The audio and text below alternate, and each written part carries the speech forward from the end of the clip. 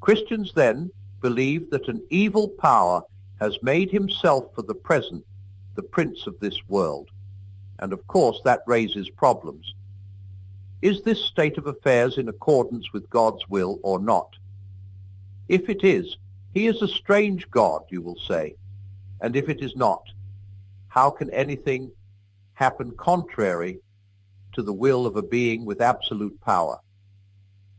But anyone who's been in authority knows how a thing can be in accordance with your will in one way and not in another. It may be quite sensible for a mother to say to the children, I'm not going to go and make you tidy the schoolroom every night. You've got to learn to keep it tidy on your own. Then she goes up one night and lines the teddy bear and the ink and the French grammar all lying in the grate. That is against her will. She would prefer the children to be tidy. But on the other hand, it is her will which has left the children free to be untidy. The same thing arises in any regiment, or trade union, or school. You make a thing voluntary, and then half the people do not do it. That is not what you willed, but your will has made it possible. It is probably the same in the universe. God created things which had free will. That means creatures which can go either wrong or right. Some people think they can imagine a creature which was free, but had no possibility of going wrong. I cannot. If a thing is free to be good, it is also free to be bad. And free will is what has made evil possible. Why then did God give them free will? Because free will, though it makes evil possible, is also the only thing that makes possible any love or goodness or joy worth having. A world of automata, of creatures that worked like machines, would hardly be worth creating.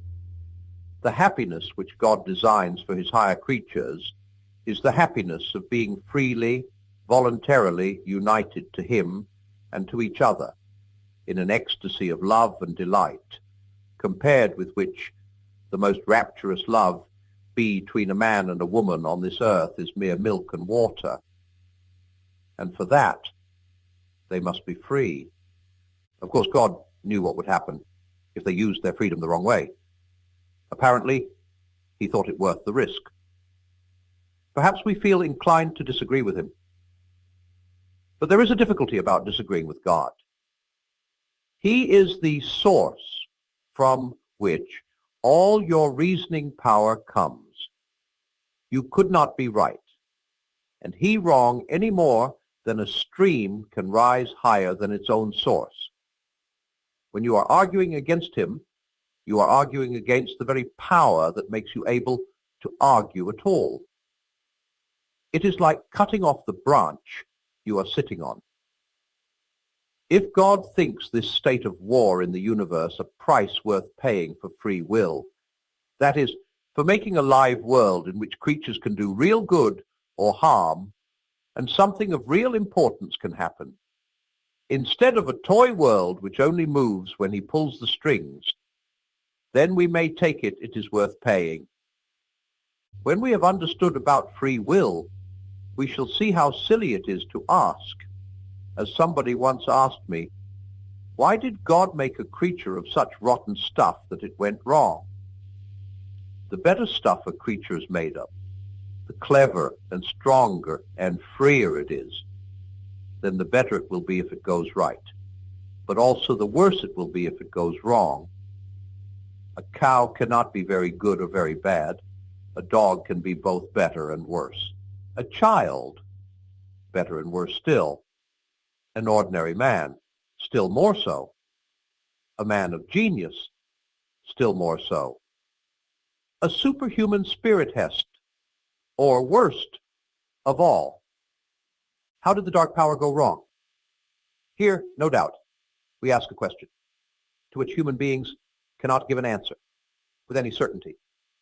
A reasonable and traditional guess, based on our own experiences of going wrong, can, however, be offered.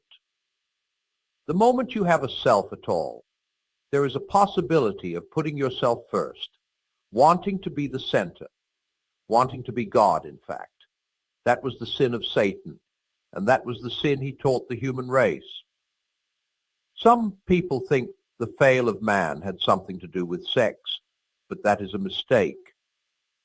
The story in the book of Genesis rather suggests that some corruption in our sexual nature followed the fail and was its result, not its cause.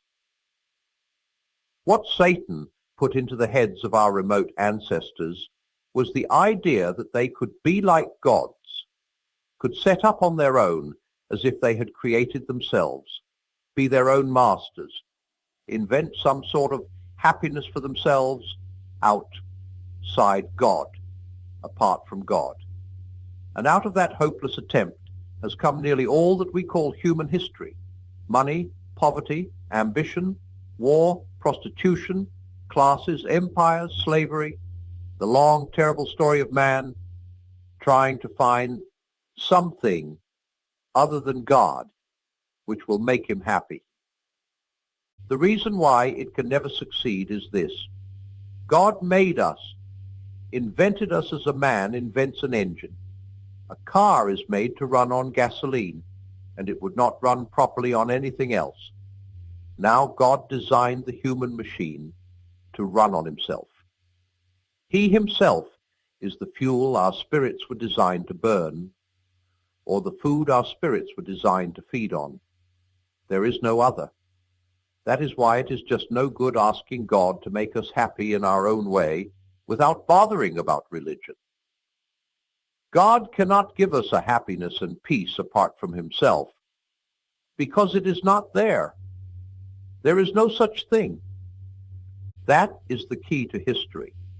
Terrific energy is expended. Civilizations are built up. Excellent institutions devised. But each time something goes wrong. Some fatal flaw always brings the selfish and cruel people to the top, and it all slides back into misery and ruin. In fact, the machine conks. It seems to start up all right and runs at Jew yards, and then it breaks down. They're trying to run it on the wrong juice. That is what Satan has done to us humans. And what did God do? First of all, he left us conscience, the sense of right and wrong. And all through history, there have been people trying, some of them very hard, to obey it. None of them ever quite succeeded. Secondly, he sent the human race what I call good dreams. I mean those queer stories scattered all through the heathen religions about a God who dies and comes to life again, and by his death has somehow given new life to men. Thirdly, he selected one particular people and spent several centuries hammering into their heads the sort of God he was, that there was only one of him, and that he cared about right conduct. Those people were the Jews, and the Old Testament gives an account of the hammering process. Then comes the real shock. Among these Jews, there suddenly turns up a man who goes about talking as if he was God. He claims to forgive sins. He says he has always existed. He says he is coming to judge the world at the end of time. Now let us get this clear. Among pantheists, like the Indians, anyone might say that he was a part of God, or one with God. There would be nothing very odd about it. But this man, since he was a Jew, could not mean that kind of God. God, in their language, meant the being outside the world who had made it and was infinitely different from anything else. And when you have grasped that, you will see that what this man said was quite simply the most shocking thing that has ever been uttered by human lips. One part of the claim tends to slip past us unnoticed, because we have heard it so often that we no longer see what it amounts to. I mean the claim to forgive sins, any sins. Now, unless the speaker is God, this is really so preposterous as to be comic. We can all understand how a man forgives offenses against himself. You tread on my toe, and I forgive you. You steal my money, and I forgive you.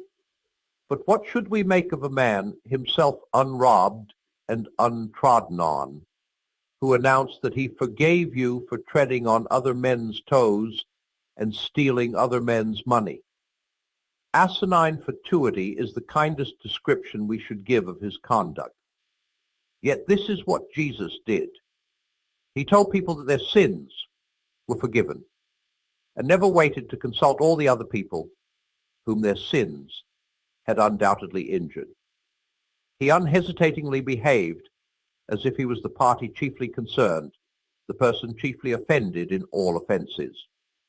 This makes sense only if he really was the God whose laws are broken and whose love is wounded in every sin. In the mouth of any speaker who is not God, these words would imply what I can only regard as a silliness and conceit unrivaled by any other character in history. Yet, and this is a strong, significant thing, even his enemies, when they read the Gospels, do not usually get the impression of silliness and conceit. Still less do unprejudiced readers.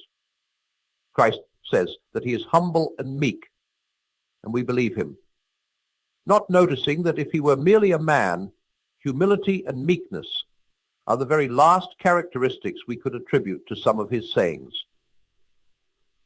I'm trying here to prevent anyone saying the really foolish thing that people often say about him.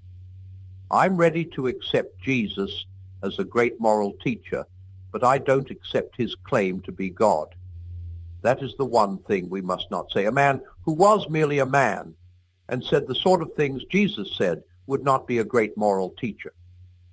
He would either be a lunatic on a level with the man who says he is a poached egg, or else he would be the devil of hell. You must make your choice. Either this man was and is the Son of God, or else a madman or something worse. You can shut him up for a fool, you can spit at him and kill him as a demon, or you can fall at his feet and call him Lord and God. But let us not come with any patronizing nonsense about his being a great human teacher. He has not left that open to us. He did not intend to.